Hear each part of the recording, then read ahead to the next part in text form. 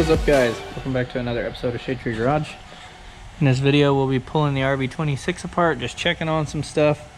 Hopefully nothing crazy. I already popped the pan off, nothing crazy in there. It kind of looks like there is, but nothing crazy. It's just a lot of scratches on my pan. So got the water pump off, timing. About to start doing the head bolts. These are super easy. Notches are for the hardware in the head. So we'll do that, pull the head off, observe, check the head, look at the head gasket. I really don't think the head gasket is blown anymore. I think that my intake manifold was leaking, but I'll get to that later if I have to. And then we'll pull some of the rod caps and see if we're gonna pull the rods out and go ahead and do a bearing refresh. But we'll see.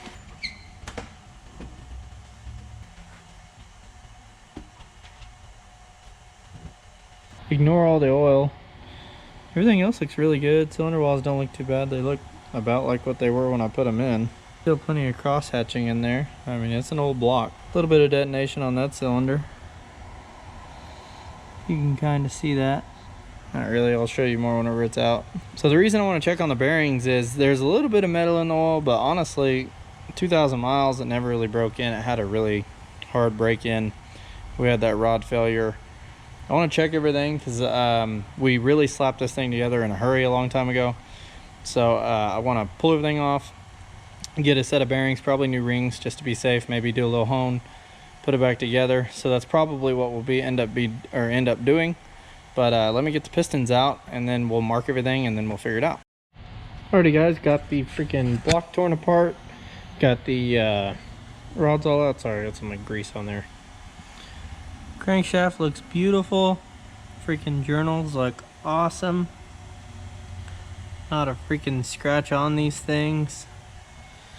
Cylinders don't look too bad. I mean, there's obviously a little bit of scoring, but nothing crazy. Probably because it looks like we had the timing, or it went lean a little bit on 5. See our little detonation marks, and it's the only piston that had it. So I'm going to investigate on 5. I know I had a knock sensor problem at first, so it is possible that that happened in the beginning. I never dropped those. The second time that I went into this engine, I only messed with 6, and then yeah, that's the only one I ever really messed with after that. The other ones I believe I just had laid in there. So on this one, or on the crank, perfect. I may pull the mains just to check the bearings, but I think they're going to be all right. This thing spins freaking awesome. I'm real happy with this thing. And then on the bearings, they were looking pretty awesome. These bearings do have a coating on them, but they're looking pretty good.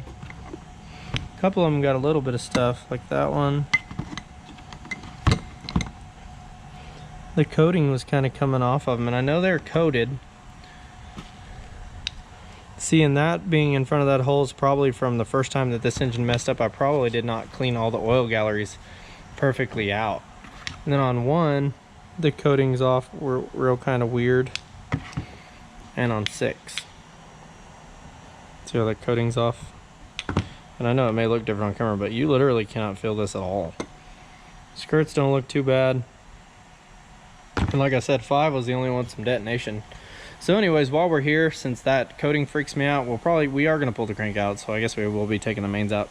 We're going to get the crank mic'd. We're going to mic it ourselves, and then we're going to get bearings ordered for this thing. And that way, whenever I'm in Dallas for a week after this, so after that I will have plenty of time to wait on parts basically. So we'll probably be down for about 2 weeks as far as progress on this, as well as I'm waiting on bearings for that 4G63. So that's pretty cool. I may go ahead and pull the mains just to make sure they're all good. If these things are good, I haven't decided if I want to leave them yet or just get some more standard bearings. I know those were all standard. The thing that, one of the reasons why that coating may be a little more off than the rest of them, is it is possible that some of that trash or whatever was in the oil after the first time this thing had problems may have hit that cylinder first. So, but honestly, the crank and everything is like perfect. That's the thing. And this is a brand new in-one crank. And like I said, the number 6 and that crank probably's got, I don't know, 2,600 miles on it or something. And then the rest of the engine, including like all the forward half minus the crank or whatever, gets confusing. Has a lot more than that. It probably has 4,000 or 5,000, and these are not easy miles I'm talking about. These are really hard miles. So this thing does not see an easy day in its life, although that will change soon. and the car is going to be kind of just, I want like 600 horsepower like it was, and just maybe 500, and be able to tune it for like real street driving and drive it softly. I want AC back on it, my amenities back. I want to make it like where I do not have to wait for a cool day to drive the car, you know, in West Texas. So yeah, overall the teardown, I'm pretty happy with it.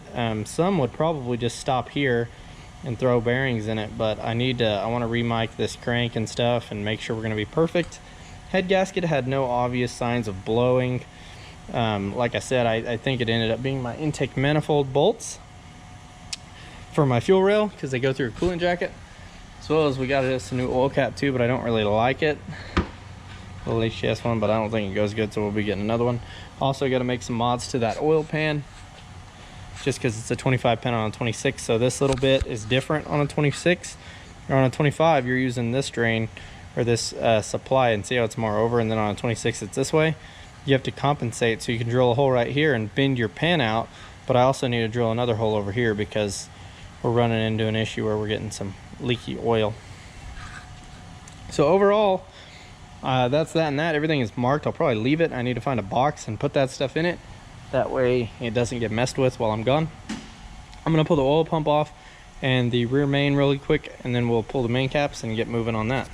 Got the crank out, and honestly the bearings look really good.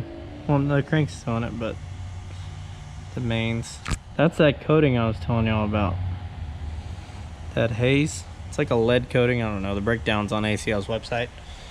So these look really good. Do I want to mess with them? Now I'm in kind of a hard spot. I'm here.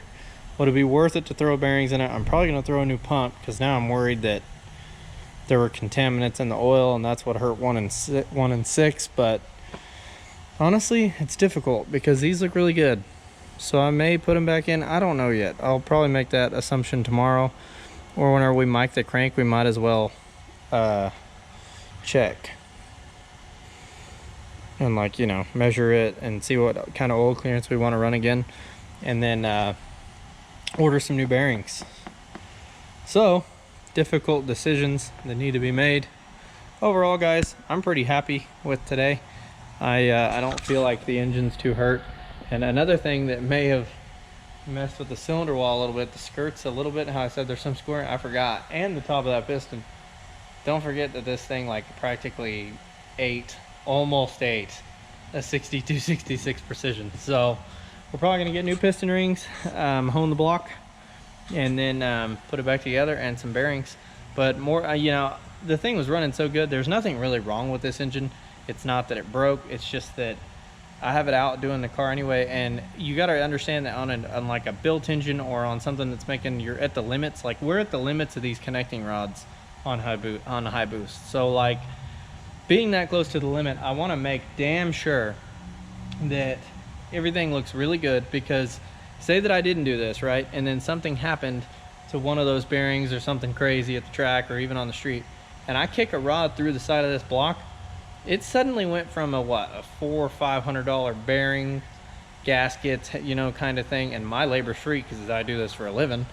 If it goes from that to potentially a $6,000 job, and if that happens to this car again, I'm putting an LS in it. And I know I'm making it kind of hard to get us there, because I keep fixing on the car and making it nicer, but it's getting an LS if it blows up catastrophically. I'm just saying, I'm not buying another RB block. They're really expensive. The prices of them have gotten totally nuts. So to me, it is worth doing this, even though the engine was running great. And honestly, it may have been running fine forever. Who knows? The 240, that freaking build block, dude, we had like 20,000 miles on that thing. I mean, that thing was killing it. And who knows, you know? But it's not worth chancing on a block this expensive to this extent. I don't like it. So, and we're here, you know, we might as well. Plus it was leaking, so all this stuff had to be taken off anyway. So are we hurting anything by checking it? No. Am I maybe like being overcompensating with bearings and all that crap? Yes, because I don't want to hurt the thing. So we're gonna mic it, we're gonna get some bearings coming for it, do the job right. And honestly, back then, whenever I assembled this thing, we had slammed this thing together. We plastic gauged it, slammed it, didn't care anymore. And I don't want to do that again. I want to do this thing really good, and I want to have the block look very beautiful to match the car with the engine bay paint. So look forward to that video, because the engine bay color on that car is going to be really cool. I think it's gonna set really nice with the white. It's really hard to match white. I want to wrap the car, but not yet. So overall, guys, I'm happy with where we're at tonight. I was gonna turn this into another video where we mic the crank, and honestly, I may do a how-to video on how to mic the crank and stuff, and then the journals for the connecting rods, just, you know, just because. But I'm gonna go home and at least order the piston rings probably, because I don't, you know, that's a generic size. So yeah, guys, anyways, I appreciate y'all for watching. Thank you, guys. We hit 805 subscribers, I think, today, so that's really cool. So we're kicking it there. Look forward to the next video. We got lots of stuff coming out. I'm super excited. Thank you for everything y'all do, and I'll see y'all later.